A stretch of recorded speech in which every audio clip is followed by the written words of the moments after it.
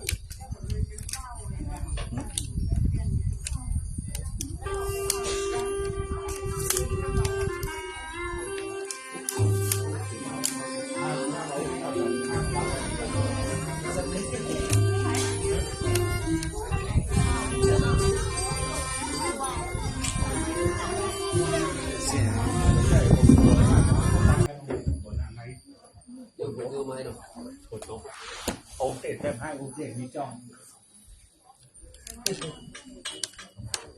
วันนี้มันแดงเมียงเนอะจะให้มันจะเป็นไรจะพี่นุ่งเลยกับขอยกมือสิบนิ้วกราบไหว้สายังพุทธปิปาสาลูกเจ้าอันทาปนาตั้งไว้หน้าลงพระโบสถพระวิหารหลวงสารบาทสารลายไหว้สายังองค์พระสุวรรณเจดีย์พระบรมธาตุเจ้าโดยสุเทพไหว้สายังเทวบุตรเทวดาธรณีเจ้าที่เจ้าแดนปู่แสเจ้าย่าแสเจ้าองค์วัตเทพพัตเทพไหว้สาในเมตตาบารมีธรรมพระเดชพระคุณหลวงพ่อพระธรรมเสนาบดีหลวงพ่อรองเจ้าคณะภาคเจ็ดเจ้าวาดวัดพระธาตุเจ้าดอยสุเทพราชวรวิหารพระสงฆ์เทรานุเทระสังฆเจ้าค่ำคืนนี้ตรงกับวันอังคารที่28 เดือนพฤษภาคม 2567 วาระพิธีแสดงพระธรรมเทศนาและสวดพระสหัสนัยเป็นวาระทวนที่6ของงานน้อมรำลึกวันอัฐมีบูชารำลึกที่จะเวียนมาถึงในวันที่30 เดือนพฤษภาคมนี้ค่ำคืนนี้คณะสัทธาสาธุชนกลุ่มวัดพระธาตุเจ้าดอยสุเทพในเมตตาธรรมของพระเดชพระคุณหลวงพ่อพระธรรมเสนาบดีเป็นต้นเป็นประธานโดยนิมนต์ในเมตตาธรรมของท่านพระครูไวดิกาประเสริฐประสโนวัดพระธาตุดอยสุเทพเป็นองค์เมตตาเทศนาตามวันนี้และเวลาเป็นมงคลแล้วขอได้รับเกียรติจากแม่สทสุชิราธรรมณีได้เป็นประธานอธิษฐานจิตจุดเทียนธูปบูชาพระรัตนตรัยที่แท่นบูชาขอรับเกียรติจากแม่สทสุชิราธรรมณีครับผม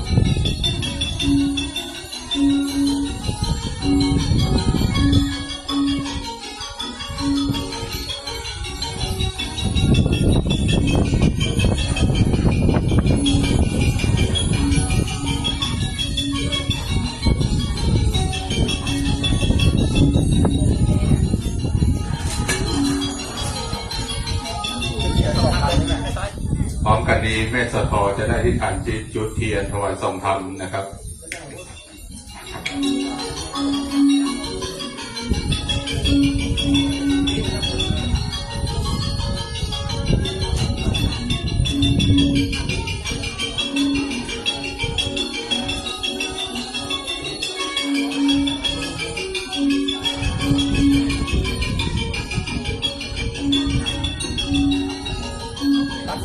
กันปัดไปเลยนะปัดไปเลย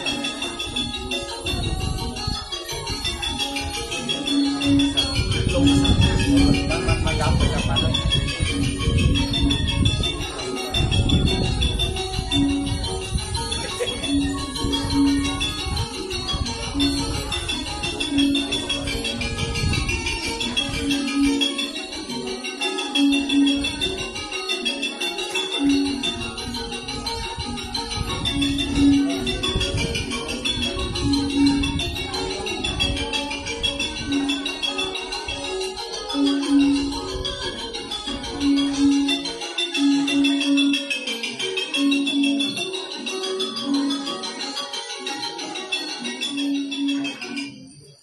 กับอาจารย์เสกสรรทวิสุวรรณจะได้ประเคนพานดอกไม้เพื่อจะได้สมทานเบญจศีล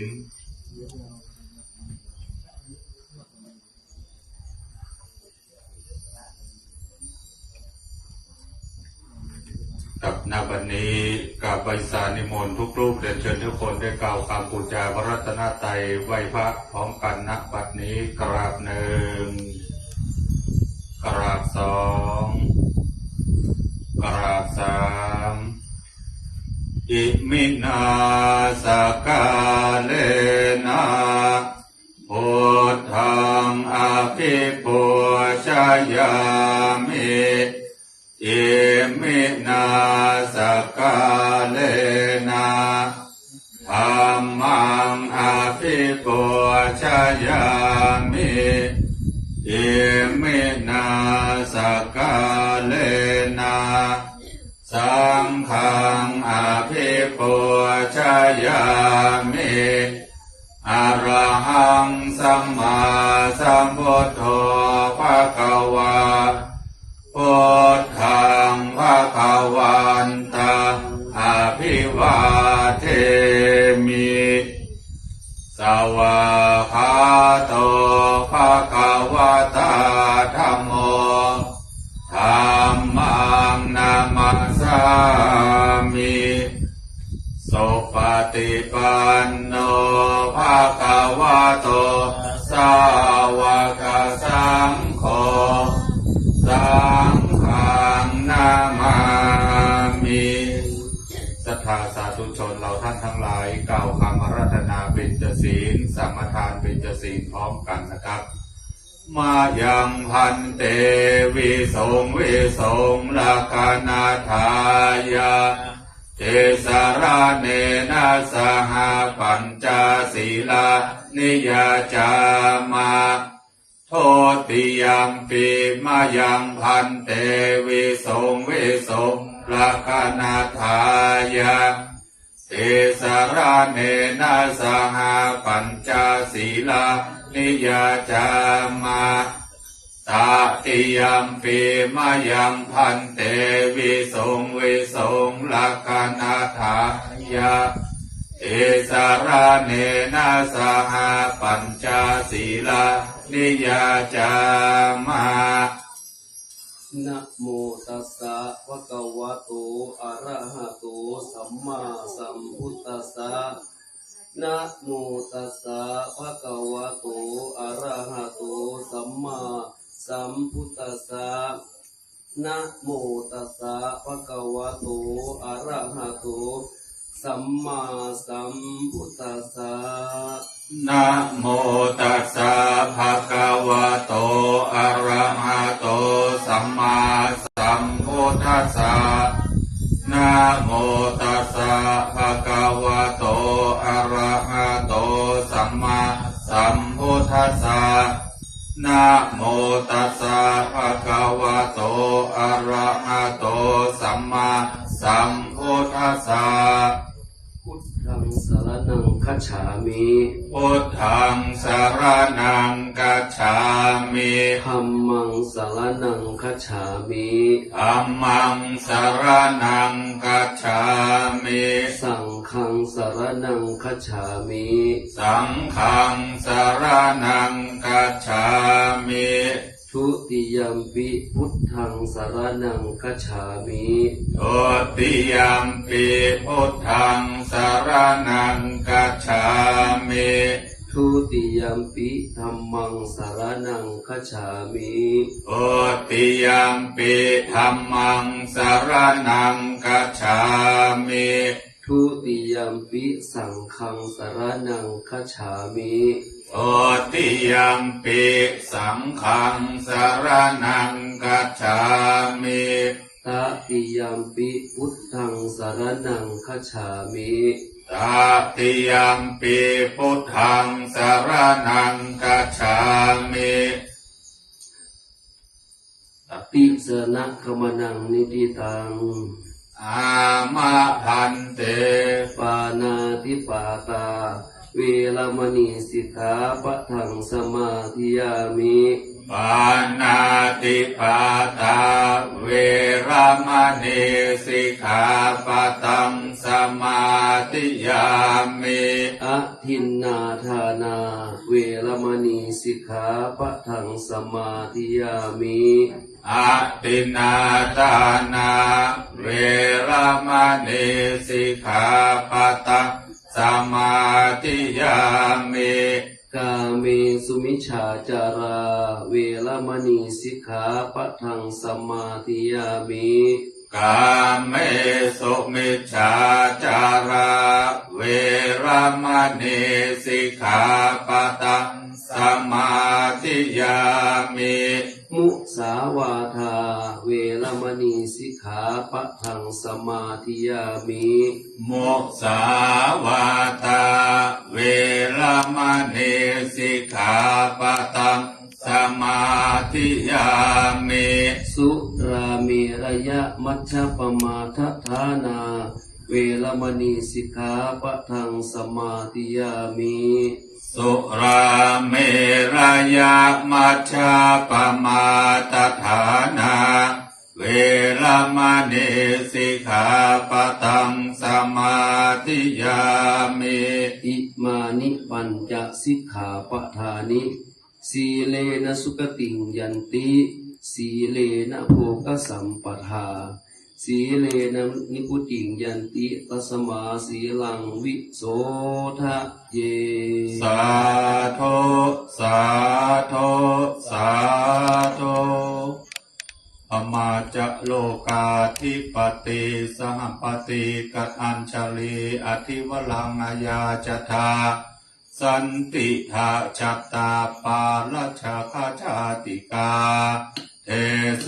ตุธรรมังอนุกัมปิมังปะชา นะโมตัสสะภะคะวะโตอะระหะโตสัมมาสัมพุทธัสสะนะโมตัสสะภะคะวะโตอะระหะโตสัมมาสัมพุทธัสสะนะโมตัสสะภะคะวะโตอะระหะโตสัมมาสัมพุทธัสสะชิคัจฉาปรมาโรคาสังขาราปรมาทุกขาเอตังยัตตวายาธาภูตังนิพพานังปรมังสุขันติขอนอบน้อมในองค์สมเด็จพระสัมมาสัมพุทธเจ้าพระองค์นั้นขอนอบน้อมในองค์พระธรรมขอนอบน้อมในองค์พระอริยสงฆ์ขอกราบถวายความเคารพแด่พระเดชพระคุณท่านเจ้าคุณหลวงพ่อพระธรรมเสนาบดีหลวงพ่อเราเจ้าคณะภาคเกียรติเจ้าอาวาสวัดพระหลวงตาสุเทพที่เคารพอย่างสูงขอการนมัสการพระสงฆ์เถรานุเถระพระสหธรรมิกทุกรูปขอเจริญพรสถาญาติโยมสาธุชนทั้งหลายที่รับฟังทางไลฟ์สดก็ดีทางสถานีวิทยุFMก็ดีแล้วก็มานั่งฟังทางลานธรรมพระธาตุสุเทพก็ดีวันนี้อาตมาภาพจะได้แสดงพระธรรมเทศนาเกี่ยวกับพระพุทธเจ้าของเราและก็การเปลี่ยนไปของวันพระศาสนาของเราครบ 5,000 ปีวันนี้เป็นวันรำลึกถึงอัตมีบูชาคือวันแรม8 ค่ำเดือน6ของทางภาคกลางเดือน8ของทางภาคเหนือเป็นวันที่มีเหตุการณ์สำคัญทางพระพุทธศาสนาถือ ว่าเป็นวันที่ตรงกับวันถวายพระเพลิงพระพุทธสรีระเป็นวันที่ชาวพุทธของเราต้องมีความเสียใจและสูญเสียพระบรมสรีระแห่งองค์พระบรมศาสดาของเราที่เคารพสักการะอย่างสูงสุดจึงเป็นวันที่พุทธศาสนิกชนทั้งหลายควรรำลึกถึงตลอดควรแสดงธรรมมาสังเวชและระลึกถึงพระพุทธคุณเมื่อสำเร็จเป็นพุทธานุสติภาวนาไม่กุศลธรรมอาสราญาติโยมอรุณก่อนยาวละโยมก็ประนมมือบ่ต้องประนมมือลดมือลงเนาะณโอกาสบัดนี้อาตมาภาพจะได้แสดงพระสัทธรรมเทศนาขององค์สมเด็จพระสัมมาสัมพุทธเจ้าเพื่อจี้ทำสว่างใจเพื่อจี้ความเป็นไปของชีวิตเพราะเป็นเครื่องการประดับสติปัญญาของท่านสาธุชนทั้งหลายเท่าที่เวลาอันสั้นๆเล็กน้อยนี้จะเอื้อประโยชน์เมื่อตามสมควรสืบต่อไปท่านสาธุชนทั้งหลายพระพุทธเจ้าของเราทั้งหลายนั้นพระพุทธองค์ทรงออกบวชเพื่อแสวงหาชีวิตอมตะเพื่อนำมารักษาชีวิตมนุษย์เพราะเมื่อมีการเกิดการแก่การเจ็บและก็การตายหลังจากที่พระพุทธองค์ทรงตรัสรู้แล้วและนำความจริงมาเปิดเผยแก่ชาวโลกนั่นคือพระพุทธองค์ทรงพบว่าชีวิตในภพไหนๆนั้นล้วนต้องพบกับความตายทั้งสิ้นและการเกิดก็บ่ใช่สิ่งคงทนถาวรเป็นอมตะทรงพบว่าชีวิตมีการเปลี่ยนแปลงไปเรื่อยๆตามองค์ประกอบที่เข้ามาเกื้อหนุนและความเป็นทุกข์นักเพราะภาระในการแสวงหาอาหารหล่อเลี้ยงขันธ์ทั้งห้าของตัวเองเมื่อมีชีวิตอยู่ในชั่วอายุไขของแต่ละภพและการพบว่านิพพานคือการหมดกิเลสที่จะทำเมื่อเกิดนั้นเป็นบรมสุขที่แท้จริงพระพุทธองค์ตรัสว่าถ้าเราบ่ได้พบกับบรมสุขของนิพพานซึ่งเป็นสุขที่เลิศกว่าสุขทั้งปวงนี้แล้วเขาก็บ่รับประกันว่าเขาจะบ่หวนกลับมาหากามสุขของเจ้าโลกแหมแต่เพราะความที่เราได้พบกับบรมสุขคือนิพพานนี้แล้วเราจึงได้กล้ารับประกันว่าเราจะบ่หวนกลับไปหากามสุขแหมต่อไปนี่คือพระพุทธพจน์ที่พระพุทธเจ้าทรงยืนยันถึงรสแห่งความสุขที่เลิศกว่าแห่งความสุขที่ประเสริฐกว่าที่สุดดีเลิศกว่ากระทั่งพระองค์ได้ทรงหวนกลับมาหาความสุขแบบเจ้าโลกแหมตลอดไปพระพุทธองค์ได้แสดงความถึงนิพพานว่าเป็นบรมสุขซึ่งเป็นความสุขที่เลิศกว่าสุขทั้งปวงโดยทรงเริ่มอธิบายเปรียบเทียบให้ฟังว่าตั้งแต่กามสุขโลกมนุษย์ทิพยสุขในโลกสวรรค์ฌานสุขในพรหมโลกเรื่อยไปจนกระทั่งถึงสุขที่สุดยอดกว่าสุขทั้งปวงนั้นก็คือนิพพานสุขว่าความสุขแต่ละระดับนั้นมีความแตกต่างท่านสาธุชนทั้งหลายบอกว่าจะเป็นมนุษย์ก็ตามสัตว์และฉันก็ตามเทวดาในสวรรค์ก็ตามหรือพระพรหมในพรหมโลกก็ตามทั้งหมดนั้นต่างมุ่งหวังในสิ่งเหมือนกันนั้นคือความสุขแต่บอกว่าจะเปลี่ยนไผก็ตามต่างล้วนแต่แสวงหาความสุขด้วยกันทั้งนั้นและพอเหมือนว่าทั้งหมดนั้นล้วนหาความสุขแบบพบคล้ายๆกันเพราะเมื่อพบหน้ากันเมื่อใดจะสังเกตเห็นได้ว่าแต่ละคนนั้นต่างอู้กันเป็นเสียงเดียวว่าเป็นทุกข์นักเหมือนกันถ้าแท้ตามนั้นและเมื่อเป็นเช่นนี้ความสุขที่แต่ละท่านต่างมุ่งแสวงหานั้นคืออะไรและความสุขที่แท้จริงนั้นมันอยู่ที่ไหนพระพุทธเจ้าของเราทั้งหลายซึ่งเป็นบุคคล ผู้มุ่งหวังถึงปัญญาตรัสรู้ได้ออกบวชอยู่เมินถึง6 ปีเต็มแต่ในที่สุดพระพุทธองค์ได้ตรัสว่าพระองค์ได้พบความสุขที่สุดยอดแล้วเป็นบรมสุขที่เหนือกว่าสุขใดๆทั้งหมดนั้นก็คือนิพพานสุขพระองค์ทรงจักจวนพวกเราทั้งหลายเพื่อควรขวายแสวงหาบรมสุขนี้เพราะว่าเป็นความสุขที่เป็นอมตะที่สุดบ่มีทุกข์ใดๆเจือปนอยู่เลยซึ่งแตกต่างจากสุขอื่นๆที่เจือปนไปด้วยความทุกข์นานาประการดังที่พวกเราทั้งหลายต่างก็ประสบมากันด้วยตัวเองอยู่ทั่วหน้าอยู่แล้วพระพุทธเจ้าได้บรรยายถึงความสุขทั้งหลายที่สรรพสัตว์ต่างแย่งชิงกันว่าความสุขนั้นมีหลายระดับซึ่งความสุขแต่ละระดับนั้นก็มีรสชาติต่างๆกันออกไปซึ่งพระพุทธองค์ได้อธิบายได้ดังต่อไปนี้ความสุขระดับแรกเรียกว่ากามสุขเป็นความสุขที่เกิดมาจากกามสุขทั้งหลายเป็นความสุขที่ได้มาจากธาตุเสวยสุขเพราะการสัมผัสทางอารมณ์จากทวารทั้ง6เช่นเป็นสุขเพราะการได้ดูได้ชม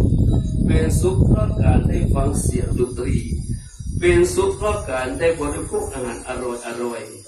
เป็นสุขเพราะการมีผู้ครองเป็นต้นความสุขระดับนี้พระพุทธเจ้าตรัสว่าเป็นความสุขของชาวบ้านเป็นความสุขระดับต่ำเป็นความสุขที่บวกประเสริฐเป็นความสุขเพียงชั่วคราวเท่านั้นและเป็นความสุขที่เจือปนไปด้วยความทุกข์นานาประการเพราะการเป็นสุข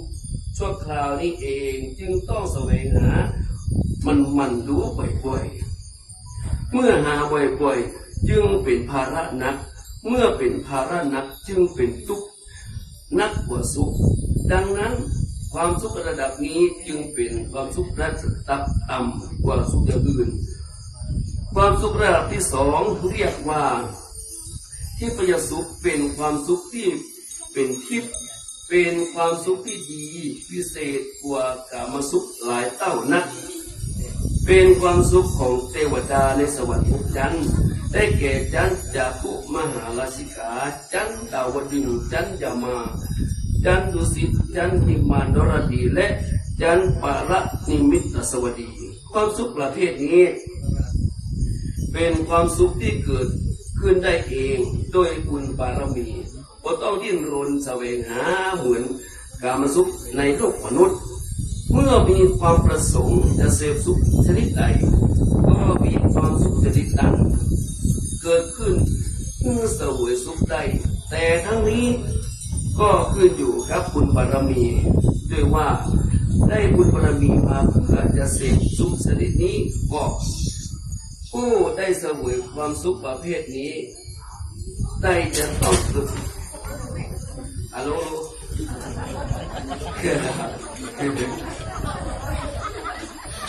คนทุกข์เราไปความสุขทึกไหนนี่คือสุขที่ภูมิหรือในสวรรค์เท่านั้น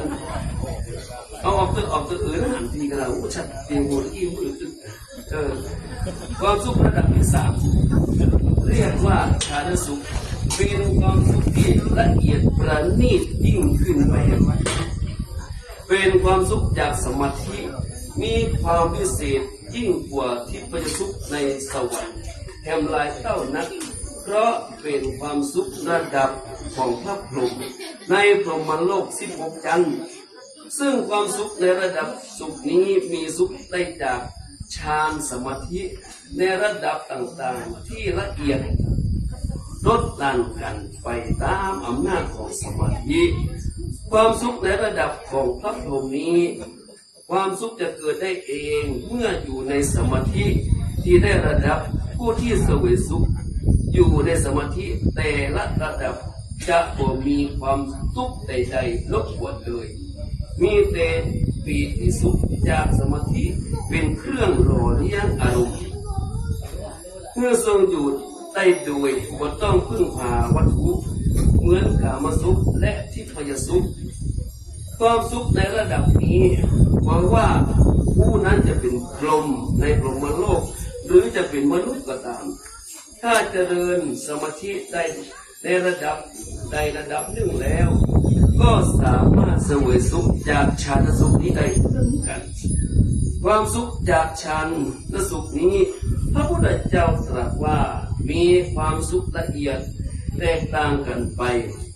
เป็นแปดระดับตามระดับของสมาธิและพระพุทธองค์ตรัสว่าเพียงแค่ฌานสุขระดับแรกหรือความสุขจากการนั่งสมาธิระดับแรกนั้นก็เป็นสุขยิ่งกว่าที่เป็นสุขในสวรรค์6ชั้นแล้วส่วนฌานสุขตั้งแต่ระดับที่2 3 4 5เรื่อยไปจนถึงระดับที่8นั้นแต่ละระดับยิ่งเป็นสุขสูงขึ้นไปเรื่อยๆจนถึงระดับที่8ถือว่าเป็นสุขที่สูงที่สุดในบรรดาฌานสุขด้วยกันต่อไปความสุขในระดับสูงสุดคือ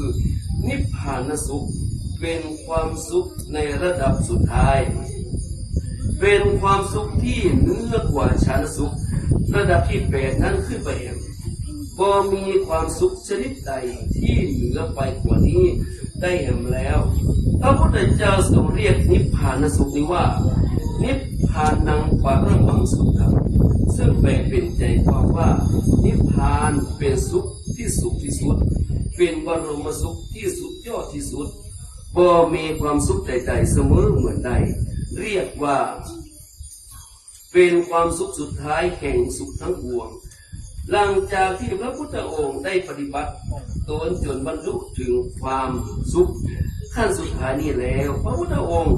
ได้ทรงนำความนิพพานสุขนี้มาสั่งมาสอนและจักจวนให้เหล่ามนุษย์ปฏิบัติตามเพื่อมุ่งหวังสุขแห่งนิพพานนี้โดยทรงละเลิกจากกามสุขและทิพยสุขมาเหียเพราะมีความสุขน้อยแต่มีความทุกข์นักและต่อจากนั้นได้มีผู้คนจำนวนนักจากวรรณะต่างๆได้ออกบวชตามพระพุทธองค์เพื่อแสวงหานิพพานสุขนี้พระพุทธเจ้าเองทรงได้อธิบายถึงประวัติของพระพุทธองค์ที่ทรงเคยเกี่ยวข้องกับกามสุขมาก่อนจนกระทั่งมาพบนิพพานสุขคือท่านพระมหานามะฟังว่าเขานี่เองเมื่อก่อนสมัยครั้งยังเป็นผู้ครองเรือนอยู่ยังเอิบอิ่มพรั่งพร้อมไปกับกามคุณทั้งห้าบำรุงบำเรอตนเป็นพันนักทั้งต่อมาเขาได้รู้ความจริงของกามสุขว่าทรงอยู่ได้ประเมินก็คืออยู่ได้บ่นานเอาจึงพยายามละกามตัณหานั่นเองบรรเทาความเร่าร้อนจากกามสุขหักห้ามความกระหายบังคับจิตใจเพื่ออยู่ในสมาธิเอานั้นได้พอหันสัตว์เหล่านั้นผู้มียังบ่หมดราคะในกามทั้งหลายอุปตัณหาชอนใส่อยู่ถูกความเร่าร้อนเพราะกามสุขรุมเร้ายื้อแย่งกามสุขอยู่เขาก็ปกไฟทะยานเหมือนสัตว์เหล่านั้นว่าเพราะพิรมในการเหล่านั้นในกามเหล่านั้นข้อนั้นเพราะเหตุใดก็เพราะเขารื่นรมอยู่กับความชื่นชมยินดีที่บ่ต้องมีกามบ่ต้องมีอกุศลกรรมจึงบอกไฟทะยานต่อความสุขที่ด้อยกว่าบ่นึกอภิรมย์ในความสุขที่ด้อยกว่านั้นดูก่อนมหานามะก่อนการตรัสรู้นั้นเมื่อเรายังเป็นโพธิสัตว์อยู่ยังบ่ได้ตรัสรู้เราได้รู้โดยสัมมาปัญญาตามความเป็นจริง กามสุขทั้งหลายทำเมื่อเกิดความปลื้มปิติเพียงนิดหน่อย แต่ก็มีความทุกข์นักมีความคัดข้องนักมีโทษนักทีเดียวแต่ถึงกระนั้นตราบเท่าที่ยังบ่ได้ประสบกับปีติสุขที่ปราศจากกรรมและปราศจากอกุศลกรรมทั้งหลายหรือบ่ได้พบกับปีติสุขอันประณีตกว่าเขาก็ยังยืนยันก่อนบ่ได้ว่าเขาจะวนเวียนหวนกลับมาหากามสุขทั้งหลายแต่เมื่อเวลาที่เราได้รู้ชัดแล้วด้วยปัญญาที่ถูกต้องเป็นจริงอย่างนี้ว่ากามทั้งหลายทำให้เกิดความยินดีเพียงนิดหน่อยแต่ก็มีทุกข์นักและเขานั้นได้ประสบกับปีติสุขที่ปลอดจากกามปลอดจากอกุศลกรรมทั้งหลายแล้วพร้อมทั้งได้ปีติสุขอย่างอื่นที่ประณีตยิ่งกว่านั้นแล้วและเมื่อนั้นเราจึงอาจหารปฏิญาณได้ว่าเราจะเป็นผู้วนเวียนกลับมาหากามสุขทั้งหลายแห่งต่อไปนอกจากนั้นพระพุทธองค์ยังได้แสดงถึงรายละเอียดของความสุขที่ประณีตกว่ากามสุขสูงขึ้นไปเรื่อยๆว่าความที่เกิดจากความรักความใคร่ความพอใจเรียกว่ากามคุณหรือกามสุขทั้งห้าอย่างนั้นเป็นความสุขที่หยาบต้องหาวัตถุสิ่งของมาบำรุงบำเรออยู่เสมอจึงจะทำให้เกิดความสุขอันใดถ้าบ่มีสิ่งที่จะทำให้สุขก็เกิดความสุขบ่ได้หรือว่าที่ประสุขในสวรรค์แม้ว่าจะมีรสประณีตกว่ากามสุขในมนุษย์ก็ตามแต่ก็ยังจัดว่าเป็นกามสุขเช่นกันเพราะยังต้องอาศัยเครื่องบำรุงบำเรออยู่จึงจะทำให้เกิดความสุขแต่พระพุทธองค์ได้แสดงถึงความสุขที่ดีกว่านี้เยี่ยมยอดกว่ากามสุขเหล่านี้ว่ายังมีแห่งอยู่และความสุขที่ว่านี้ก็คือเนกขมสุขคือความสุขที่เกิดจากการสลัดออกจากกามมาสุขทั้งหลายได้โดยสิ้นเชิงเป็นบรมสุขที่เกิดจากสมาธิปราศจากกิเลสตัณหารบกวนซึ่งพระพุทธองค์ทรงแสดงสุขนี้ว่าประณีตกว่ากันเป็นลำดับไปจากความสุขที่หยาบไปหาสุขที่ละเอียดที่สุดทั้งนี้ก็เพราะว่าจิตสามารถชำระล้างกิเลสออกจากจิตใจได้ทั้งหมดแล้วพระพุทธเจ้าทรงเรียกว่าผู้ที่เจริญสมาธิมาพบหันความสุขที่ชนิดนี้ได้ว่าเป็นพระอรหันต์และเรียกสมาธิคือชั้นนี้ว่านิโรธสมาบัติเป็นสมาธิขั้นที่มีการทดลองนิพพานก่อนที่จะนิพพานแต่หรือว่าจริงๆของพระอรหันต์ทั้งหลาย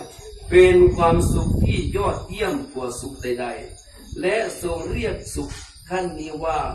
บรมสุขแปลว่าสุขขั้นสุดท้ายว่ามีความสุขใดๆเหนือกว่านี้อีกแล้วดังนั้นเมื่อพระอริยเจ้าทั้งหลายผู้สิ้นอาสวะกิเลสทั้งหลายแล้วที่รู้ได้ด้วยปัญญาว่าชีวิตเป็นทุกข์นิพพานสุขบรมสุขอย่างยิ่งและเปรียบเทียบกับสุขที่หยาบขึ้นไปเรื่อยๆจนพบกับบรมสุขเป็นสุขที่สูงที่สุดคือนิพพานสุขนี้เองศรัทธาญาติโยมสาธุชนทั้งหลายการที่พระพุทธเจ้าของเราทรงนำความจริงนี้มาเปิดเผยทำให้เหมือนปลดแอกความเข้าใจผิดออกจากจิตของเหล่ามนุษย์ทำให้คนจำนวนนัก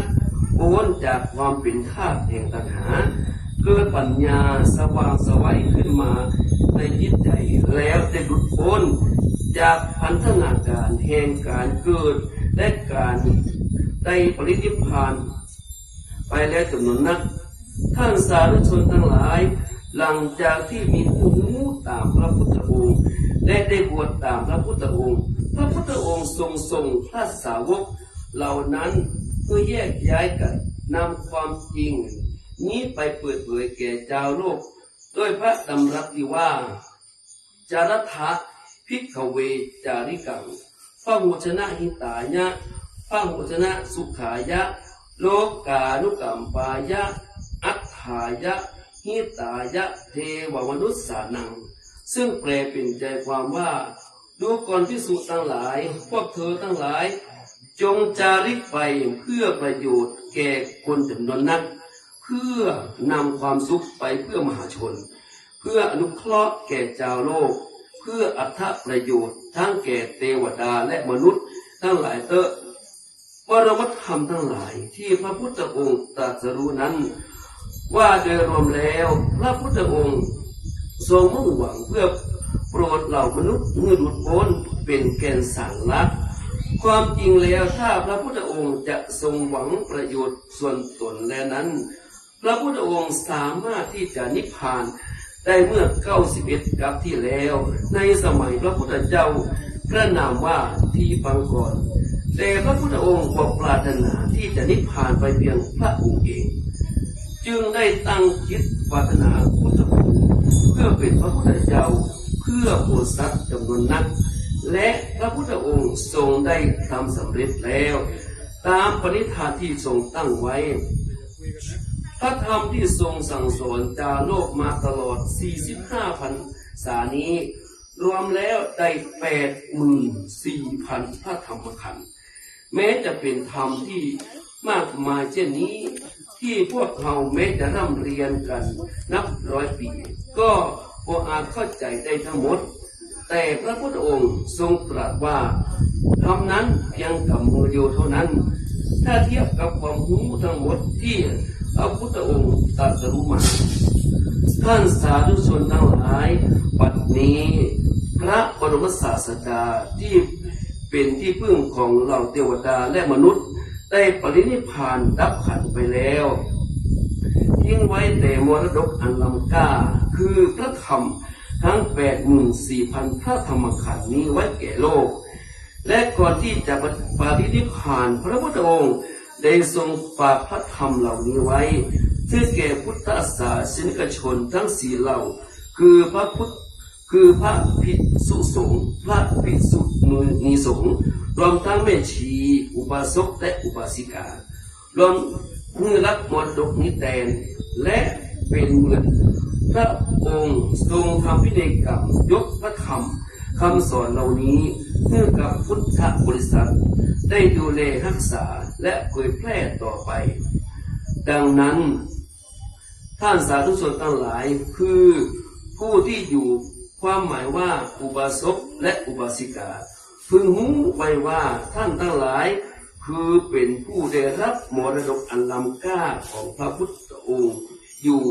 พึงรักษาพระธรรมนี้ไว้ด้วยตนเองพึงใจสอยธรรมนี้ด้วยตนเองและพึงนำธรรมนี้แจกจ่ายไปกับคนอื่นเพื่อความสุขแก่มวลมนุษย์เพื่ออนุชนรุ่นหลังจะได้รับมรดกนี้ต่อกันไปจนตราบสิ้นอายุพระพุทธศาสนาท่านสาธุชนทั้งหลายอายุของพระพุทธศาสนานั้นนับวันแต่จะนับถอยหลังก็ไปทุกขณะเปรียบเสมือนคนมีอายุเลยวัยกลางคนไปแล้วนับวันแต่จะชราภาพลงไปทุกขณะการที่จะกลับมาเป็นหนุ่มเป็นแน่นเหมือนเดิมนั้นคงเป็นไปได้ยากพระพุทธองค์ตรัสว่าศาสนาของเฮานั้นจะมีอายุอยู่ได้ 5,000 ปีโดยเมื่อครั้งที่พระพุทธองค์ทรงบรรทมณภายใต้นางรังทั้งคู่ใกล้จะปรินิพพานนั้นพระพุทธองค์ได้ตรัสต่อพระอานนท์ซึ่งเป็นพระอนุชาเสมือนฝากวินัยกรรมไว้ว่าอานันทะดูก่อนอานนท์เมื่อเฮาตถาคตได้ล่วงไปแล้วเมื่อพระสงฆ์ทั้งหลายจงถือความเอาพระธรรมวินัยที่เราได้บัญญัติสั่งสอนไว้แล้วตลอด45 พรรษานี้ซึ่งรวมแล้วได้ 84,000 พระธรรมขันธ์นั้นเป็นพระศาสดาแทนเรา จากพระพุทธพจน์นี้เองนับตั้งแต่บัดนั้นเป็นต้นมาพวกเราก็ได้พระธรรมคำสั่งสอนที่องค์สมเด็จพระสัมมาสัมพุทธเจ้าที่ทรงสั่งสอนไว้นั้นเป็นพระศาสดาแต่และเป็นที่ยึดเหนี่ยวทางจิตใจมาโดยตลอดจนกระทั่งถึงทุกวันนี้นอกจากนั้นพระพุทธองค์ยังได้ทรงแสดงความเป็นไปของพระศาสนาในอนาคตแห่งต่อไปว่าดูก่อนอานนท์เมื่อเฮาปานิพพานไปแล้วได้500 ปีพระภิกษุณีสงฆ์ทั้งหลายของเฮาจะสูญสิ้นไปยังคงเหลืออยู่แต่ภิกษุสงฆ์เท่านั้นซึ่งข้อนี้ก็ได้เป็นจริงดังที่พระพุทธองค์ตรัสไว้แล้วเมื่อพระศาสนาล่วงไปได้1,000 ปีพระอรหันตขีณาสพทั้งหลายผู้ที่ได้ฌานสมาบัติและมีอภิญญาต่างๆก็จะค่อยๆหมดไปข้อนี้ก็คงจะเป็นจริงเช่นกันเมื่อพระศาสนาล่วงไปได้ 2,000 ปีภิกษุผู้ที่สามารถท่องพระไตรปิฎกไว้ด้วยปากเปล่าอย่างเข้าใจก็จะมีและจะค่อยๆหมดไปเช่นกันข้อนี้ก็เป็นจริงแล้วเมื่อพระศาสนาล่วงไปได้ 3,000 ปีการลงอุโบสถสังฆกรรมของพระภิกษุทั้งหลายทั้งที่เป็นวันพระ14 ค่ำพระ15 ค่ำทั้งขึ้นข้างแรมหรือวันสามัคคีธรรมก็ตามก็จะบ่มีและก็จะค่อยๆหมดไปเมื่อพระศาสนาล่วงไปได้ 4,000 ปีก็จะหาภิกษุผู้ที่ทรงจีวรครบทั้ง3 ผืนนั้นเป็นอันบ่มีเมื่อพระศาสนาล่วงไปได้ 5,000 ปีแม้ว่าบุคคลใดได้ผ้าเหลืองผืนน้อยๆมาสับปลายป่าไว้เพื่อคนทั้งหลายก็จะสมมุติผู้นั้นว่าเป็นภิกษุ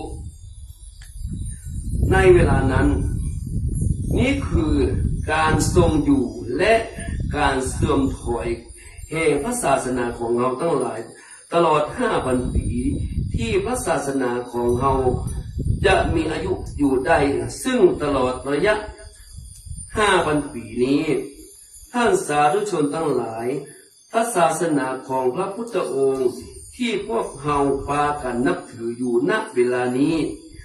จะไปสิ้นสุดณวันวิสาขบูชาจำไว้ด้วยซึ่งตรงกับวันพุธเดือนพฤษภาคมคือเดือนนี้ปีพ.ศ. 5000 ปีชวดในฤดูร้อนณเวลาใกล้รุ่งเมื่อพอหันแสงอรุณไทยโพ้นขึ้นขอบฟ้าพอดีณบัดนั้นเองพระบรมสารีริกธาตุที่มีอยู่ทุกคนทุกแห่งทุกพระเจดีย์ในที่ทุกสถานทั้งณยอดเขายุคลธรณใต้บาดาลณแม่น้ำคงคาณพระมหาสมุทรสุดแดนไกลทั่วไปทั่วขอบจักรวาลทั้งในน้ำและบนบกณภพแห่งนาคนาคานาคีหรือณพระธาตุเกศแก้วจุฬามณีบนดาวดึงสวรรค์และพระสุวรรณยีพระบรมธาตุสมเด็จของเราก็ตามทั้งหมดจะมารวมกันเป็นองค์สมเด็จพระสัมมาสัมพุทธเจ้าแห่งเทือกหนึ่งทรงสถิตณโคนต้นศรีมหาโพธิ์ในท่าประทับนั่งสมาธิมีพระวรกายสูงได้ประมาณ18 ศอกพร้อมทั้งเปล่งจับปนรังสีอันประกอบไปด้วยสีเขียวสีเหลืองสีแดงสีขาวสีเหลืองและสีประภัสสรเปล่งประกายออกจากพระวรกายทุกด้านทรงสว่างไสวไปทั่วพิภพเริ่มตั้งแต่เมืองมนุษย์ผ่านสวรรค์ทุกชั้นขึ้นไปจนถึงพรหมโลกอันมีชั้นอากาศนิคพรหมเป็นชั้นสุดท้ายณโคนต้นศรีมหาโพธิ์นั่นเองพระอินทราธิราชจะได้อาราธนาเพื่อทรงโปรดวีนยสัตว์แห่งเตื้อหนึ่งลำดับนั้นพระพุทธองค์ก็ที่มาจากการรวมตัวของพระชารีริกธาตุจะได้แสดงธรรมโปรดผู้มีบุญบารมีที่เกิดทันในยุคนั้นตลอด7 วัน 7 คืนทำให้ ตามพระพรหมทั้งหลายเทวดาทุกชั้นและมนุษย์จำนวนมากได้เล่นออกันเข้ามาฟังธรรมนั้นเห็นเพื่อหนึ่งและจะทำให้ผู้ฟังบรรลุธรรมจำนวนนักไปตามบารมีของแต่ละคนเมื่อสิ้นวันที่7ไปแล้วพร้อมกับแสงอรุณโนไทยส่องแสงขึ้นขอบฟ้าทางทิศตะวันออกพระบรมสารีริกธาตุทั้งหมดก็จะอันตรธานไปสิ้นจะบ่มีมนุษย์คนใดหรือเทวดาหรือพระพรหมท่านใดสามารถพบหันและได้กราบไหว้นมัสการพระบรมสารีริกธาตุนั้นแห่งต่อไปเพราะทรงปรินิพพานไปแล้วอย่างสิ้นเชิงเป็นการสิ้นสุดแห่งพุทธกาลในสมัยพระพุทธเจ้าที่ทรงพระนามว่าพุทธโคดมเพียงเท่านี้ต่อแต่นี้ไปก็จะว่างจากคำสอนทุกอย่างของพระพุทธโคดมนี้จนไปตลอดครับนับได้เป็นเวลา 4,000 ล้านปีถึงจะมีพระพุทธเจ้าองค์ใหม่อุบัติขึ้นมาตรัสรู้อริยสัจธรรมนี้แห่งซึ่งพระพุทธเจ้าองค์ต่อไปนั้นมีพระนามว่าพระศรีอริยเมตไตรท่านสาธุชนทั้งหลายการบำเพ็ญบารมีเป็นพระพุทธเจ้านั้นนับว่าต้องมีความอดทนนักยิ่งกว่าสิ่งอื่นใดนักหลายล้านเท่าเลยทีเดียวทั้งจะต้องตั้งพระทัยอย่างเด็ดเดี่ยวอย่างมุ่งมั่นประกอบกับพระเมตตาต่อสรรพสัตว์อย่างหาที่สุดบ่ได้ยกตัวอย่างพระพุทธเจ้าของเรานี้พระพุทธองค์ทรงบำเพ็ญเพียรมาและได้ตั้งสัจจะเพื่อหวังเป็นพระพุทธเจ้านี้มาเป็นเวลาเมื่อแล้วและบางชาติก็เกิดความท้อพระทัยจึงทรงเลิกล้มคำอธิษฐานนั้นเหียพระเจ้าต่อมาเมื่อมีความอุตสาหะขึ้นมาเห็นก็ทรงตั้งปณิธานใหม่และก็ทรงล้มเลิกเหียในชาติต่อมาเป็นอย่างนี้เป็นเวลาเมินถึง4 อสงไขยและแห่มแสนมหากัปซึ่งในแต่ละกัปนั้นท่านว่าเป็นเวลาเมินประมาณ 4,000 ล้านปีและถ้าเป็นเวลาเมินเกินกว่าโกฏครับขึ้นไปจนนับกว่าใดท่านก็นับว่าเป็น1 อสงไขยแปลว่านับกว่าใดหรือเกินกว่าจะนับกว่าใดเป็นกับพระพุทธเจ้าของเรานี้ก็ทรงบำเพ็ญบารมีนี้มาเมินได้4 อสงไขยนอกจากนี้เศษอสงไขยยังนับได้เห็นเป็นแสนมหากัปบุญบารมีที่บำเพ็ญมาทั้งหมดนี้ว่าใช่เพียงเพื่อพระพุทธองค์เองเท่านั้นแต่เพื่อพวกเขาทั้งหลายนี้เองเป็นหัวใจสำคัญเพราะฉะนั้นขอท่านทั้งหลายจงภาคภูมิใจตัวว่าพวกเรามีพระศาสดาที่เปี่ยมด้วยพระเมตตาต่อสัตว์โลกยากที่จะมีศาสดาใดในโลกนี้เสมอเหมือนได้และขอย้ำแห่งเตือนหนึ่งว่าถ้าพระพุทธเจ้าจะทำเพื่อพระพุทธองค์เองนั้นพระพุทธองค์สามารถที่จะนิพพานไปเมืองแล้วหลายชาตินี้ก็เพื่อโพธิญาณและโพธิญาณนี้ก็เพื่อสรรพสัตว์ทั้งหลาย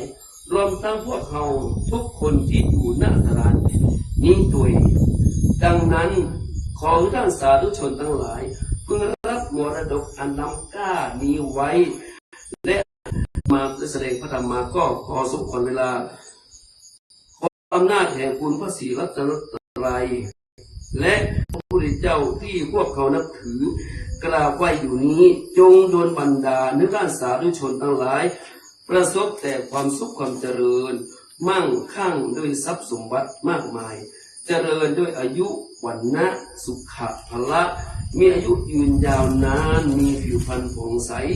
มีจิตใจเป็นสุขและมีพละกำลังที่แข็งแรงสมบูรณ์ด้วยลาภยศสรรเสริญตลอดไปด้วยกันทุกคนทุกท่านเทิน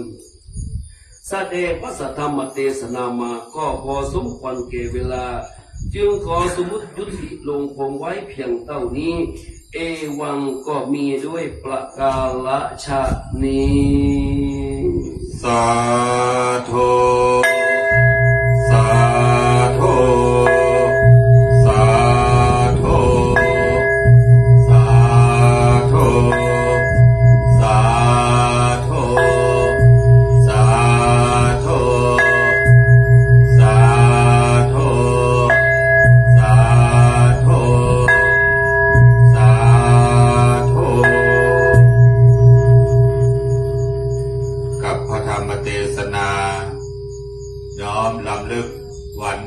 ณีบูชา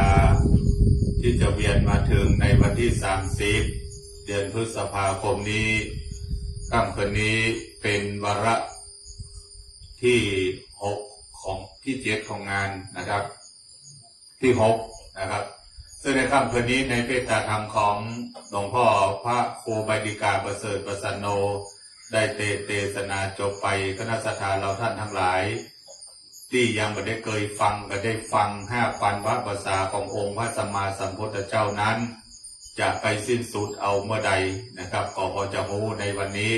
นะครับวิสาขะในปี5 ปันก็จะได้ทราบในการสิ้นสุดของ5 ปันพระภาษาขององค์พระสัมมาสัมพุทธเจ้าโคตมะโคดมนะครับต่อไปจะได้น้อมนำประเคนถวายบูชาการเทศน์การธรรมขอรับเกียรติจาก2 ท่านนะครับได้น้อมถวายขอรับเกียรติจากแม่สทสุจิราธรรมณีและแม่บัวแก้วประเสริฐศรีนะครับทั้ง2เป็นรัตนมหาอุบาสิกานะครับคำจูยังวัดพระธาตุเจ้าดอยสุเทพขอรับเกียรติทั้ง2 ท่านครับผม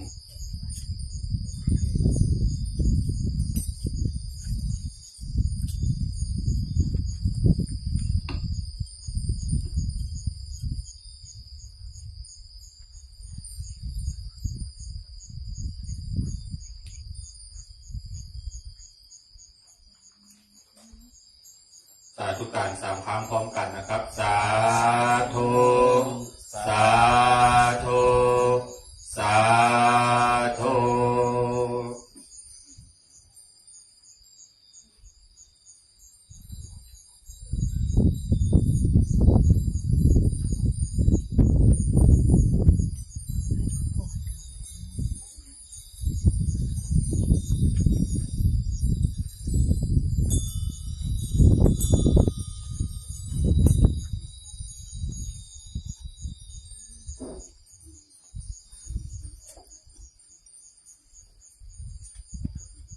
ต่อไปนี้รับพรนั้นเป็นมงคลในภาคส่วนของพระธรรมเทศนาณบัดนี้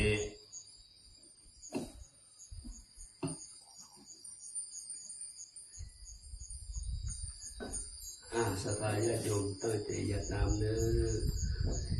อยะถาวาริวาหาปูราปาริปูรินติสาคารังเอวะเมวะอิโตทินังเปตานังอุปกปติอิชิตังปฏิตังตุมังคิปะเมวะสมินสันตุสเปปุรินตุสังกปา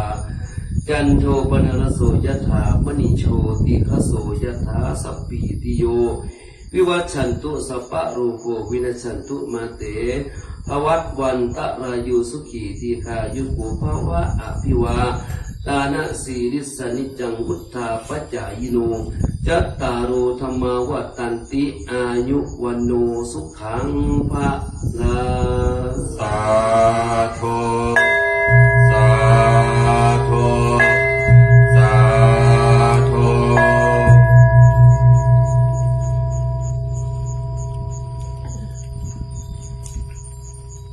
กับลำดับต่อไปพระสงฆ์จตุรวรรคและทั้งปวงนะครับจะได้สวดพระสหัสนัยน้อมถวายเป็นพุทธบูชาต่อองค์พระสัมมาสัมพุทธเจ้าและพระบรมธาตุเจ้าดอยสุเทพก่อนอื่นขอรับเกียรติจากแม่ชีสารณะเกศแก้วได้อธิษฐานจิตจุดเทียนบูชาพระสหัสนัยขอรับเกียรติที่โต๊ะหมู่บูชานะครับขอรับเกียรติจากแม่นาคครับผม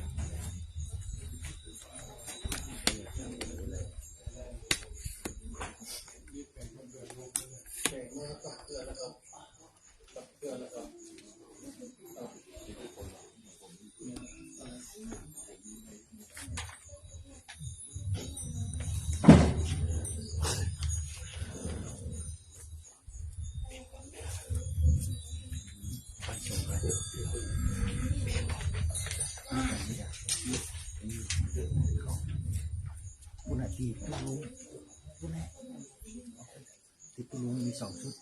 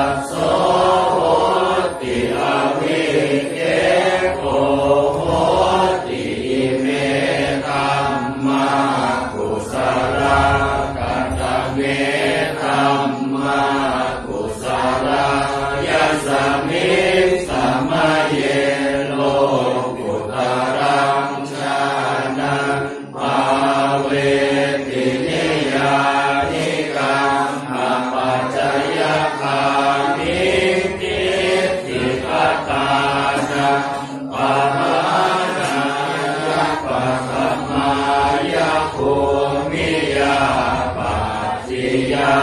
วิวิเจวะกาเมหิปัตตมังจานังอุปสัมปัชชวิหารติทุกขาปฏิปทังลันทาเทียนยังสุญญตังทุกขาปฏิปทังกิปปาปิญญังสุญญตังสุขาปฏิปทังลันทาปิญญังสุญญตังสุขาปฏิปทังกิปปาปิญญังสุญญตังปัสสมิสสมาเยปัสโสติอเวเคโภโหติเวธัมมากุศลกัตเมธัมมากุศลยัสสมิงสมาเยโลกุตรังชานังมาเวตินิยานิกังอาปัจจยคามิทิ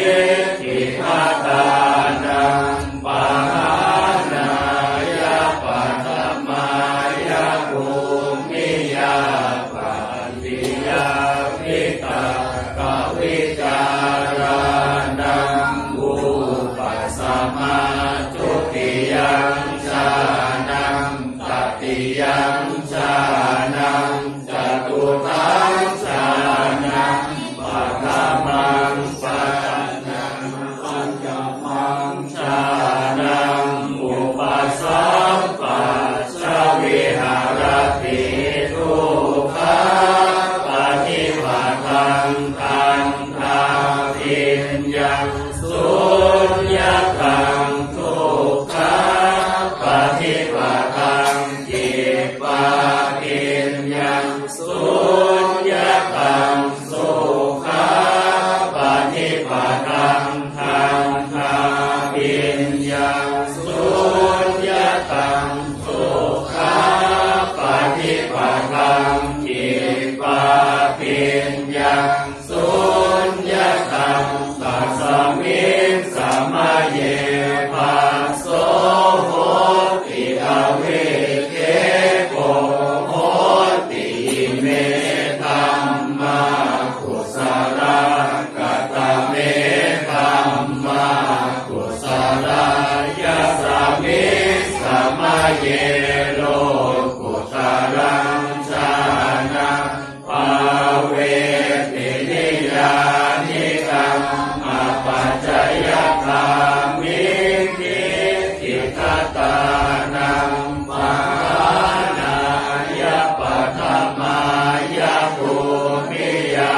ปัตติยาวิวิเจวะกาเมหิปัตตมังชานังอุปสัมปัชชวิหารติทุกขาปฏิปทังตันตาปิญญังอาปานิหิตังทุกขาปฏิปทังกิปปาปิญญังอาปานิหิตังสุขาปฏิปทังทันตาปิญญังอาปานิหิตังสุขา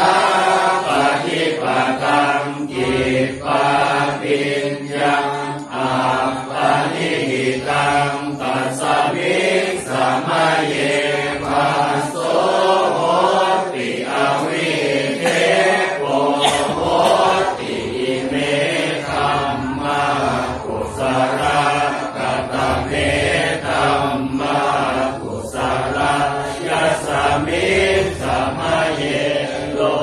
กุตรังชานังอาเวตินิยานิกังอาปัจจยคามิทิทิฆาตานังปะหานายาปัตถมายาภูมิยาปัตติยาวิตากวิจารานั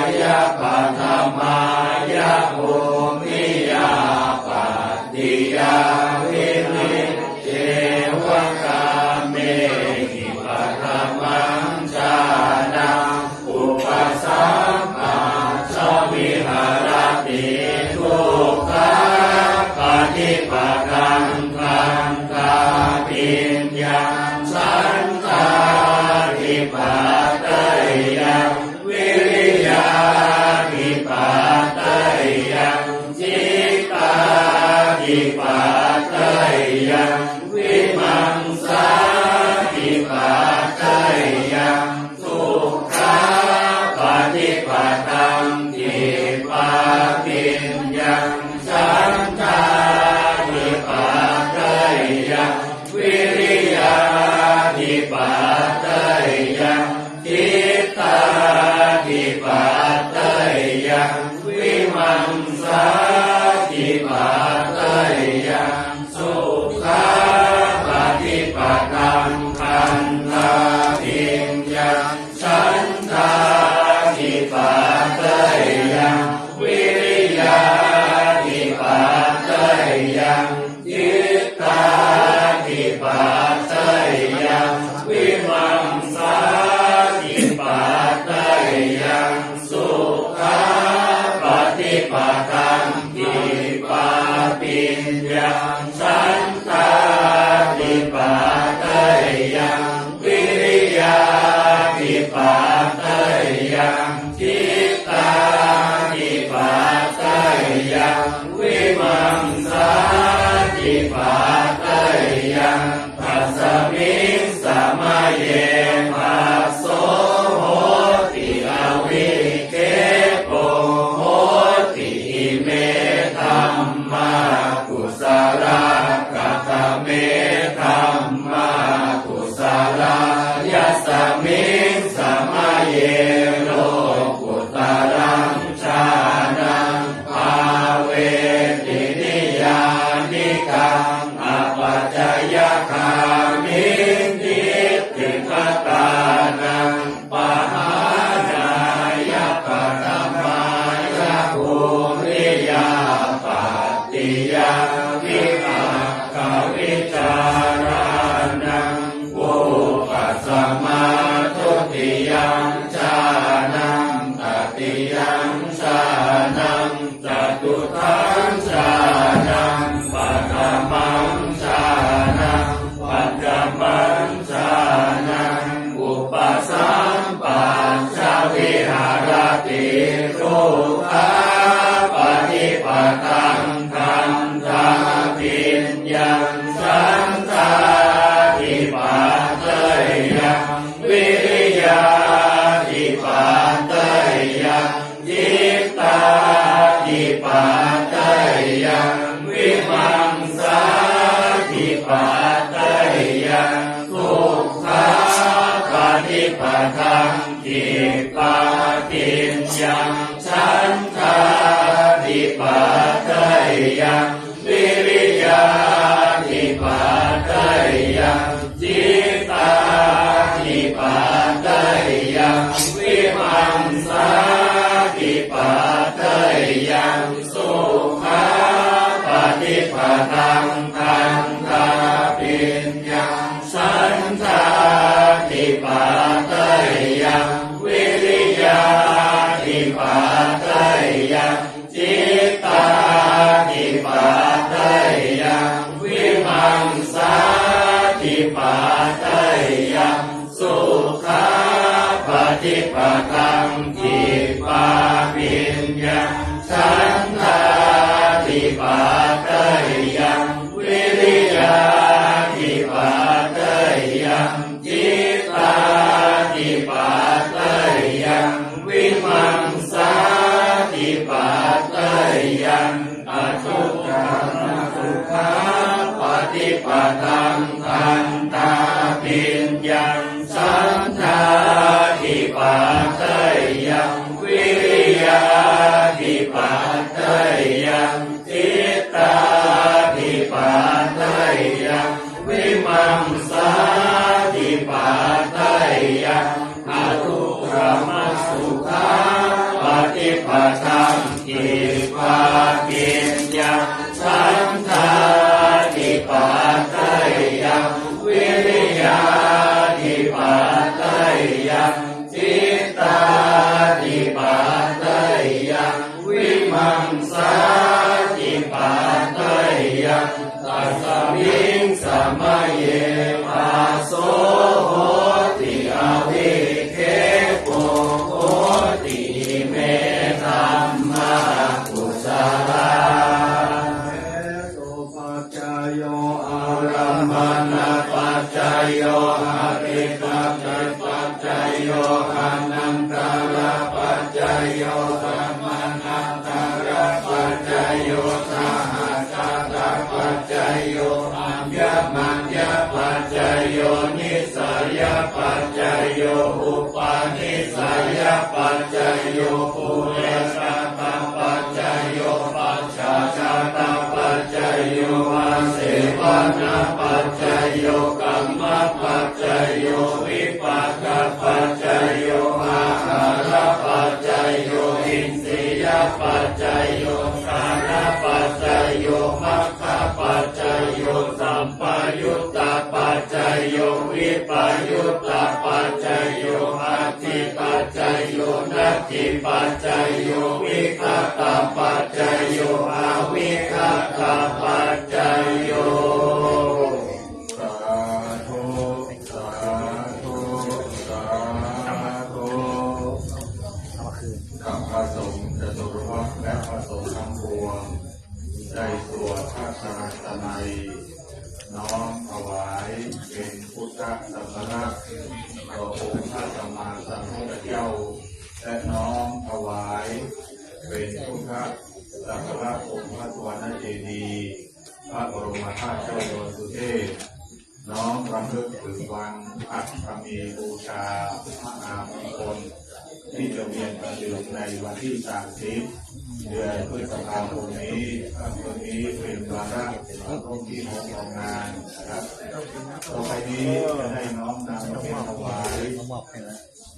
ก็ต่อดอกไม้จะดูปัจจัยแด่พระสงฆ์จะตัวว่าและทั้งตัวขอรับเกียรติจากผู้มีและชื่อและนามดังต่อไปนี้ได้น้อมถวายแด่พระสงฆ์ทั้งปวงนะครับ เลยเก็บแล้ว หนึ่งแม่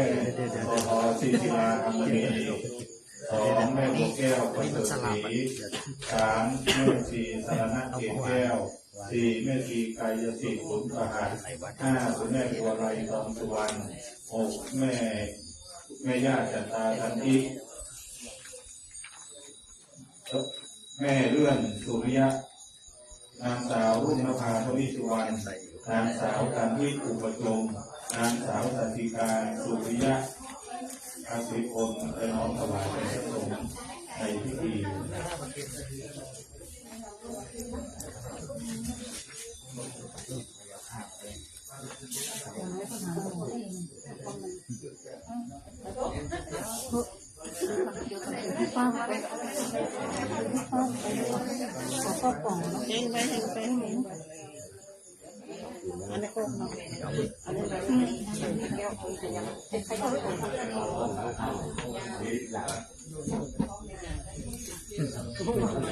อยู่ พร้อมแล้วยกเป็นพร้อมกันครับสาธุสาธุสาธุ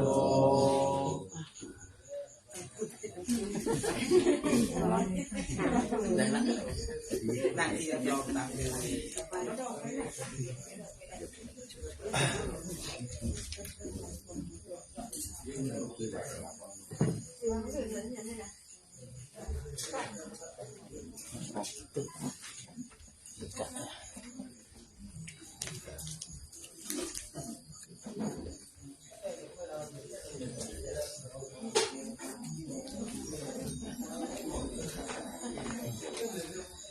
ต่อไปท่านที่มีน้ำเกี่ยวกับน้ำรับพรเป็นมงคลนะวันนี้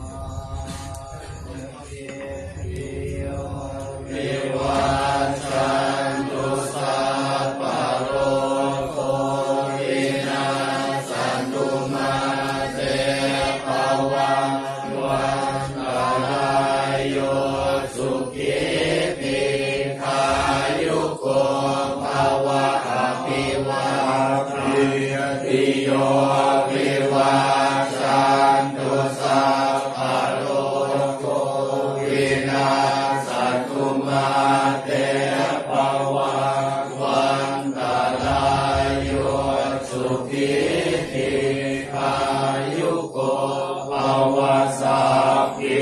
ติโยวิวัชชันตุสัพพะโรโควินา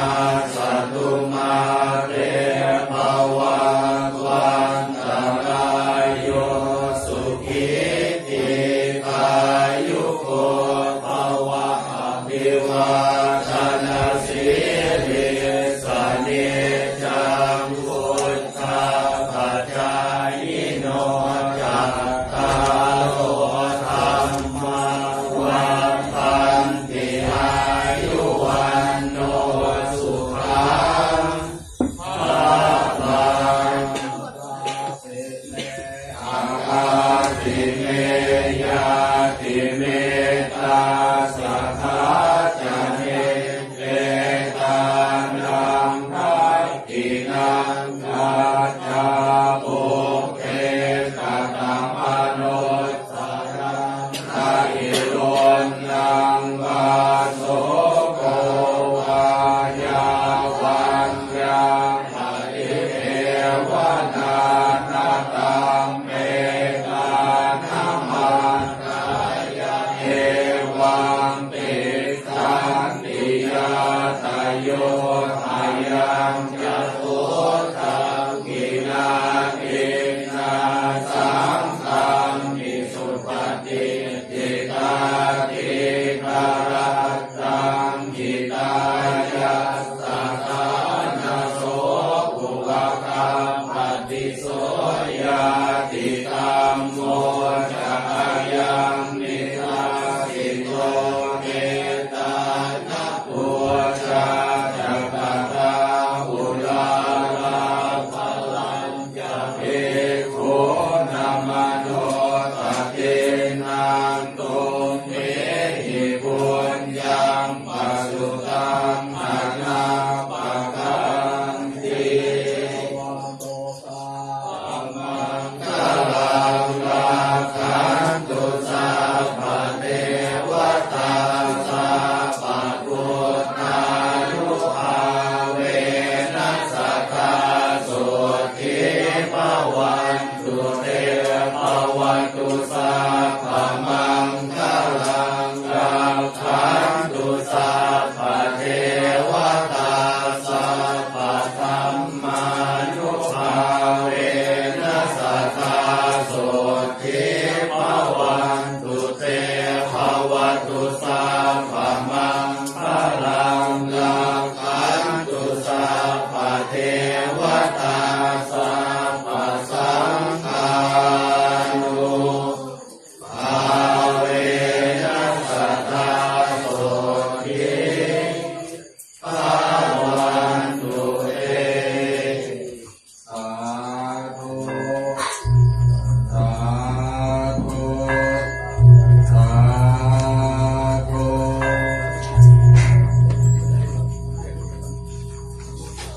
ต่อไปเชิญทุกท่านเพื่อให้การกระทำบำเพ็ญบุญของเราองค์ทั้งสามประการคือหนึ่งทานนามัยบุญสำเร็จด้วยการทำบุญถวายทานสองศีลไมยบุญสำเร็จด้วยการสมาทานรักษาศีลสามภาวนาไมยบุญสำเร็จด้วยการเจริญเมตตาภาวนาต่อไปกราบไหว้ตาและเรียนเชิญทุกท่านได้กำหนดลมหายใจเข้าลมหายใจออกเข้าผู้ลมหายใจเข้าออกเข้าสู่ภาวนาไปปฏิบัติหน้าปัจจุบัน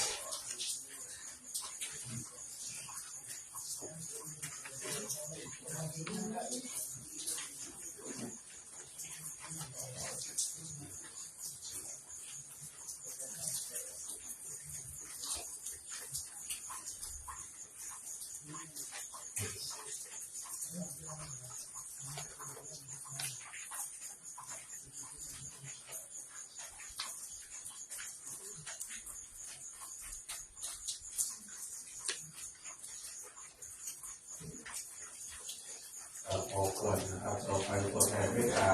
ด้วยกับพระภาษาและแผ่เมตตาด้วยกับตัวเองว่าตามนะครับ สัพเพสัตตาสัพเพสัตตาสัตว์ทั้งหลายสัตว์ทั้งหลายที่เป็นเพื่อนทุกข์ที่เป็นเพื่อนทุกข์เกิดแก่เจ็บตายเกิดแก่เจ็บตายด้วยกันทั้งหมดทั้งสิ้นด้วยกันทั้งหมดทั้งสิ้นณเวลาหนตุณเวลาหนตุจงเป็นสุขเป็นสุขเถิดจงเป็นสุขเป็นสุขเถิดอย่าได้มีเวรอย่าได้มีเวรซึ่งกันและกันเลยซึ่งกันและกันเลยอัพยาปัชชาหนตุอัพยาปัชชาหนตุจงเป็นสุขเป็นสุขเถิดจงเป็นสุขเป็นสุขเถิดอย่าได้พยาบาทเบียดเบียนอย่าได้พยาบาทเบียดเบียนซึ่งกันและกันเลยซึ่งกันและกันเลยอะนีคาหนตุอะนีคาหนตุจงเป็นสุขเป็นสุขเถิดจงเป็นสุขเป็นสุขเถิดอย่าได้มีความทุกข์กายอย่าได้มีความทุกข์กายทุกข์ใจเลยทุกข์ใจเลยสุขีอัตตานังสุขีอัตตานังปริหารันตุปริหารันตุจงมีความสุขกายจงมีความสุขกายสุขใจสุขใจรักษาตนรักษาตนให้พ้นจากทุกข์ภัยให้พ้นจากทุกข์ภัยหมดทั้งสิ้นเถิดทั้งหมดทั้งสิ้นเถิดอาหังสุขิโตโหมิอาหังสุขิโตโหมินิทุโขโหมินิทุโขโหมิอะเวโรโหมิอะเวโรโหมิอะโรโคโหมิอะโรโคโหมิสุขีอัตตานังสุขีอัตตานังปาริหารามิปาริหารามิขอให้ตัวของเราเองขอให้ตัวของเราเองจงมีความสุขจงมีความสุขปราศจากทุกข์ปราศจากทุกข์ไม่มีภัยไม่มีภัยไม่มีเวรไม่มีเวรไม่มีโรคไม่มีโรคอยู่เป็นสุขอยู่เป็นสุขทุกเมื่อเธอทุกเมื่อเธออิทังตานาคัมมังเนปานาปัจจายโยโหตุโนนิจังอิทังศีลาคัมมังเนปานาปัจจายโยโหตุโนนิจังอิทังภาวนาคัมมังเนปานาปัจจายโยโหตุโนนิจังยังกินเจกุสาลังกาตาปังตัมมังสัพเพหิกาเตหิกาตังปุญญังโนอนุโมทันโตสุนันโตโลตุเยเทวาอาสามิงคานิอาทิตาคาทิตายุกาสัทธาหุนตุสัพพะสัตตานังสุขีอัตตานังปาริหารันตุมาตาปิตาสุขิตาหุนตุสุขาปามุญจันโตสัพเพยตาสาสุขิตาหุนตุสุขาปามุญจันโตสัพเพอาญาตาสาสุขิตาหุนตุสุขาปามุญจันโตสัพเพปิสาสัพเพยัคฆาสัพเพเปตาสุขิตาหุนตุสุขาปามุญจันโตสัพเพนักขาตาสุขิตาหุนตุสุขาปามุญจันโตสัพเพเทวาสุขิตาหุนตุสุขาปามุญจันโตสัพเพอาจาริโยปัจจายาสุขิตาหุนตุสุขาปามุญจันโตสัพพะสัมปะเทนังสัมมิจันโตโววันอาเทโตตังสัพพังเมโตสังฆามาคาเมพันเตวันตามิธัมมังสัพพังเมโตสังฆามาคาเมพันเตวันตามิสังฆังสัพพังเมโตสังฆามาคาเมพันเต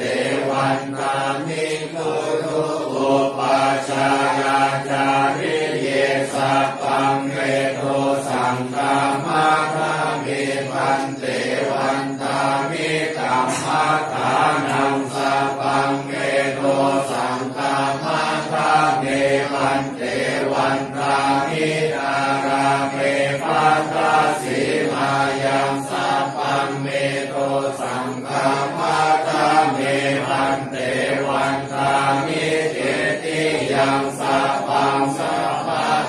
เนสุปฏิทิตาส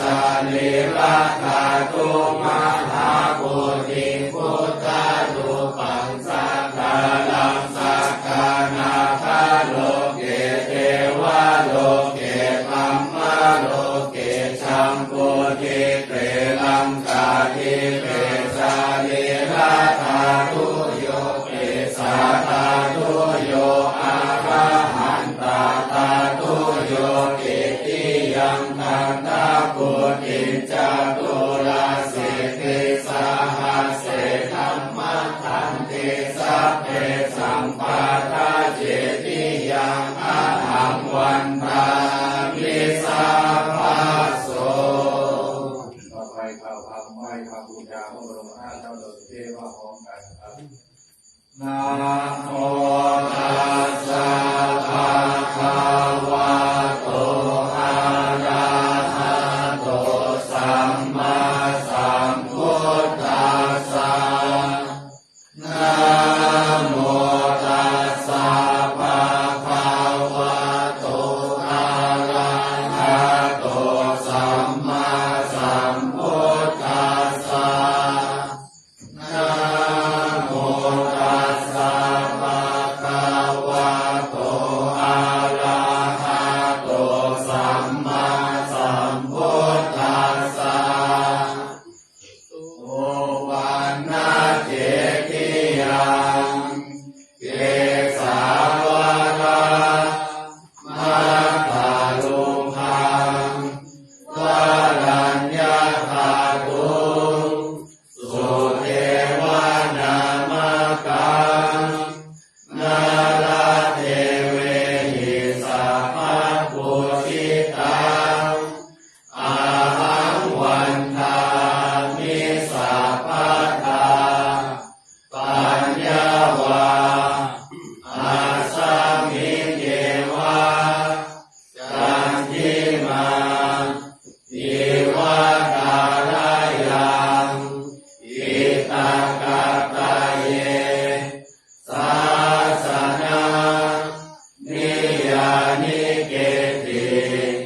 โมหะปัทธมาวารังอาปายานิวารานังอาระหังสัพพะโสปานังปัทธมังอุปัชฌังปะหาเปตวะปัทธจิวารังยังยังชาตังสังฆามาเชอุจจาสวาหาภาคหนึ่งภาคสองภาคสาม เราคงเย็นๆไปได้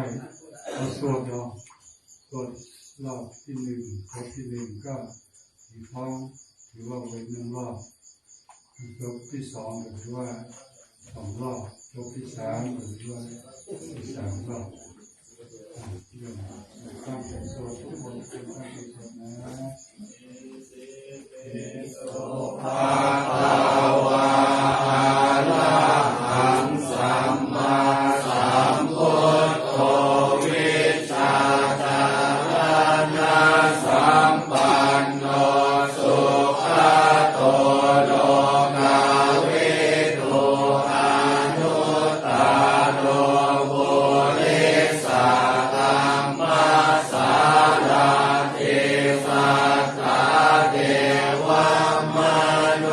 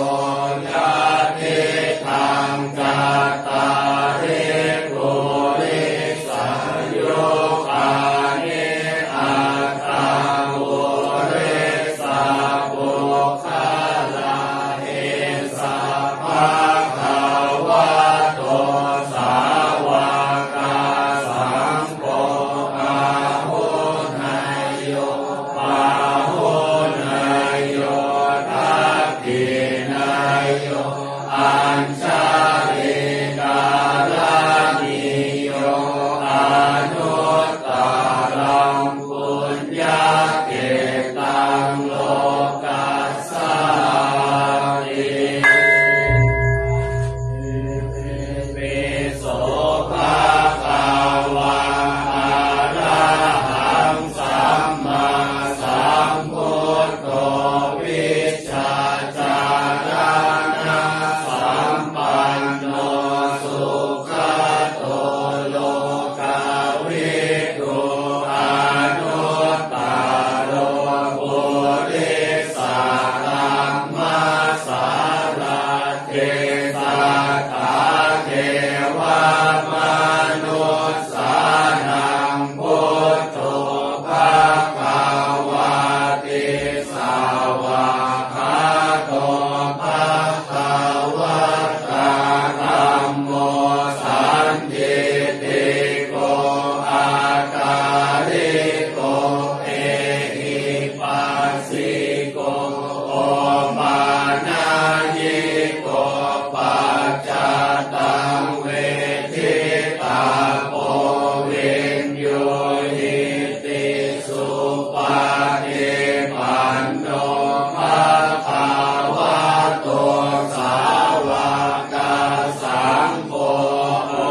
สุปาฏิปันโนภะคะวะโตสาวกสังโฆยายาปฏิปันโนภะคะวะโตสาวกสังโฆสัมมิทิปฏิปันโนภะคะวะโตสาวกสังโฆยะติตังจัตตาริปุริสายุคานิอัตถปุริสาภุคาลาเอสะภะคะวะโตสาวกสังโฆอาหุนายโยปาหุนายโยทักขินายโยอัญชาลิกาลานิโยอนุตตรังปุญญเกตังโลกัสสาติ เอติปิโสภะคะวะอะระหังสัมมาสัมพุทโธวิชชาจารณะสัมปันโนสุขโตโลกาวิทูอนุตตโรปุริสธัมมาสารทิสัทธาเทวมนุสสานังพุทโธภควเทสาวกขาโตภควตาธัมโมสันทิติโกอาการิโกเอหิปัสสิโกโอปานายิโกปัจจตังเวทิตาโปวินโยหิติสุปาฏิปันโนภะคะวะโตสาวกสังโฆสุปาฏิปันโนภะคะวะโตสาวกสังโฆ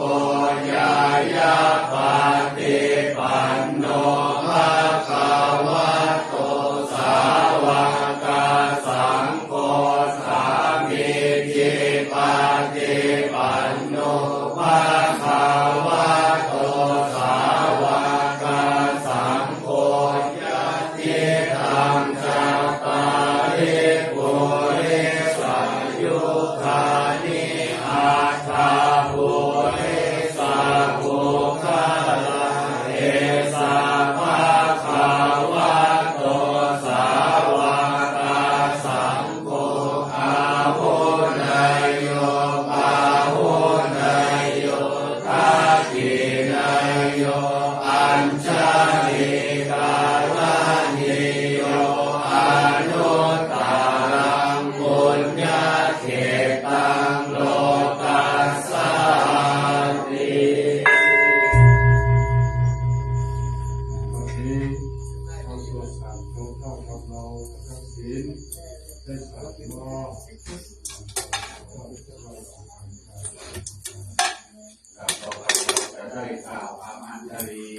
ตุ้มวิวาทองค์พระวรรณเจดีย์บรมธาตุสโลเทพอัญชลีวันทาอาภิวาทอัญชลีวันทาอาภิวาทอัญชลีวันทาอาภิวาทอัญชลีวันทาอัญชลีต่อไปวันตาน้อยในเวทาบารมีธรรมกรรมฐานของพระเดชพระหลวงพ่อพระมหาเถรบดีขอความเป็นมงคลพร้อมกันณบัดนี้วันธามิพันเตสัพพังอาปาลาธัมมะตาเมพันเตมยากาตังบุญยังสามินามานุโม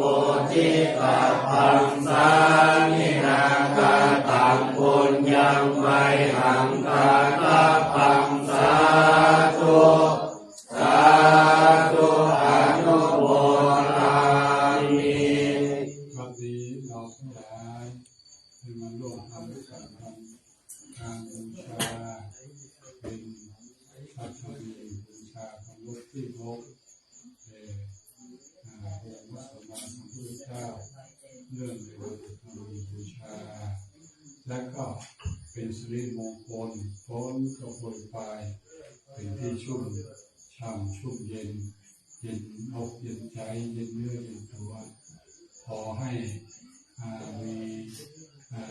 ใจเยือกเย็นขอผู้ไฟทั้งหลายอย่าได้มาสุมอยู่ในโลกหัวใจของเราทุกคน